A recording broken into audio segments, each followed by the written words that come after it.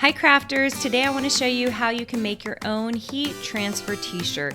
HTV shirts are a hot craft trend this season. This is a great project if you're just starting out or if you're a seasoned crafter.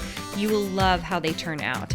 And by the way, if you're looking for this cut file bundle, it's available on the Ink Club app during September of 2022. After that, it is available for double the price at carinagardner.com. After cutting the layers of heat transfer on my silhouette cameo, I used a hook tool to weed away the excess pieces. I recommend pulling the heat transfer material away slowly and keeping your pull at a sharp angle so that your cuts pull away perfectly. I am using a household iron to apply the heat transfer.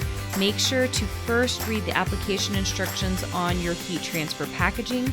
My material says to use the cotton setting, which is fairly standard.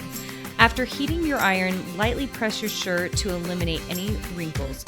Center your design in the middle of the shirt and then remove the second piece. Press firmly with your iron and move it around for 20 to 30 seconds. I use a hot peel HTV, so I let the design cool around 5 seconds before peeling off the transfer tape.